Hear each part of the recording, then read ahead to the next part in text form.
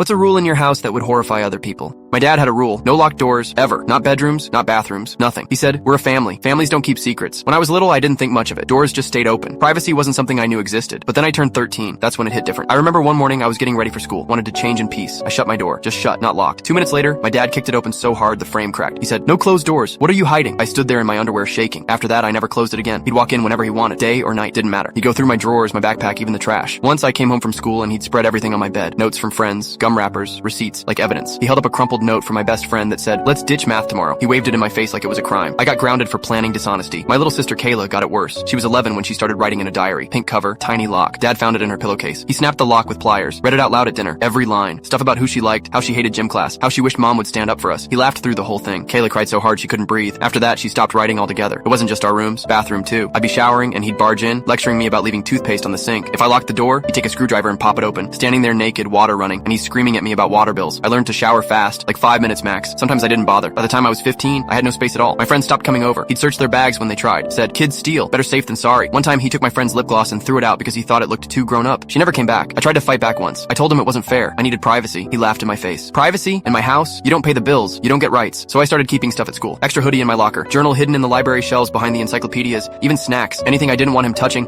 I stashed outside the house. It worked until junior year. My English teacher gave me an old used laptop for extra credit projects. Told me I could keep it. I thought I'd finally have something of my own. I hid it under the loose floorboard in my closet. Somehow he found it. Came into my room holding it up like a trophy. What's this? Hiding things again? He smashed it on the floor until the screen shattered. Said I was sneaky and ungrateful. Then he took my phone for 3 months. That's when I cracked. I told my aunt everything. She lived 2 towns over. She thought I was exaggerating until she came by one night and saw my dad rip open Kayla's backpack in front of her. He dumped her homework and lunch money on the floor. Kayla was begging him to stop. Aunt Lydia didn't even take her coat off. She pulled out her phone and called someone. Next thing I knew, cops were in our living room. My dad was yelling about discipline and parental rights. But I had texts I'd sent to my aunt, photos of broken locks, voice recordings of him screaming. Kayla still had that shredded diary. The officers looked at us, then at him. They didn't look convinced at first, but Aunt Lydia wouldn't let up. She kept pointing at the door frame with splintered wood, the busted laptop, the bathroom lock with no knob. CPS showed up the next day. They asked me questions in the kitchen while my dad paced the living room. My mom sat silent, eyes on the floor. They asked Kayla too. She broke down crying, could barely get words out. When they told us we were leaving with Aunt Lydia, my dad exploded. He tried to block the door. Cops had to pull him back. He shouted we were traitors, said we'd regret it, but we walked out anyway. And when I stepped into my aunt's car, shut the door and clicked the lock.